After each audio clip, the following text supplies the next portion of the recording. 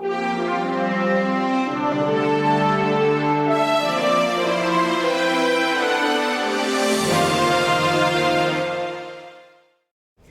Grossman, welcome to VOA. Thank you. Thanks a lot for this exclusive interview that you're giving us. Now, Secretary of State Hillary Clinton met with President Asif Ali Zardari today. Can you tell us what was discussed in that meeting? Well, first of all, thank you very much for the opportunity. I'm always glad to work with the Voice of America. Yes, we were very pleased that President Zardari received Secretary Clinton in the middle of the morning today. And they had a complete review, really, of all of our bilateral relationships. As you might imagine, there was a lot of focus on the questions of how to move forward in the relationship. As you know very well from our conversations, we watched very carefully what it was that Parliament had to say about the future of U.S.-Pakistan relations. And so we tried very hard to kind of use that as a baseline. And that baseline is about a strong and sovereign Pakistan. That baseline is about, as I know the Parliament said, not having Pakistani territory being used to attack other countries. So we talked about all the issues that you can imagine, the ground lines of communication. We talked about joint efforts in counterterrorism. We talked about the future of reconciliation. In fact, President Zardari had just finished a meeting with President Karzai of Afghanistan. Now, you talked about ground line of communications, which are also known as the supply lines in Pakistan, or GLOCs in the State Department. Right.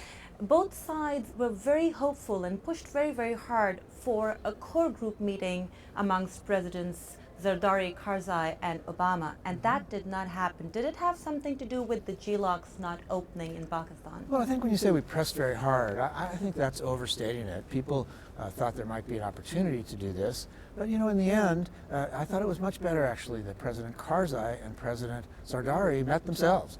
I mean, that in the end is the answer to this question, is that Pakistan and Afghanistan ought to be talking about reconciliation. I mean, we're glad to help out where we can, don't get me wrong, but the fact that the two presidents, Afghanistan and Pakistan, are working on this, the fact that there have been some positive developments like Prime Minister Gilani's statement of a few months ago calling on the Taliban to participate in the talks. This is about Afghanistan and Pakistan, and that's exactly where it should be. Although some people are calling it a missed opportunity, the three presidents not sitting down, since you've mentioned how important Pakistan is in the endgame in Afghanistan. Well, these things happen and they don't happen, they take time. I would say, I thought it was excellent that the two presidents, Afghanistan and Pakistan, were able to sit down together.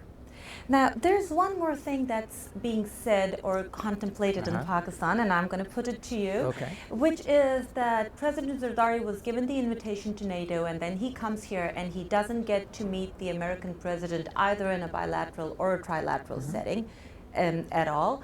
And some in Pakistan are looking at it as a quote-unquote slap in the face, if that's too hard. No, I think that's really the wrong way to look at it.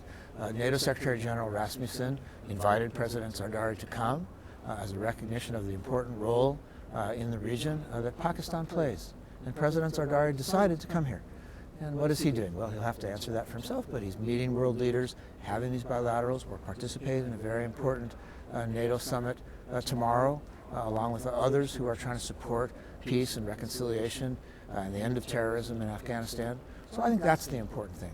Scheduling these things is always extremely difficult. But the fact that President Zardari is here and will sit tomorrow at a NATO summit, I hope will be seen as a good thing in Pakistan.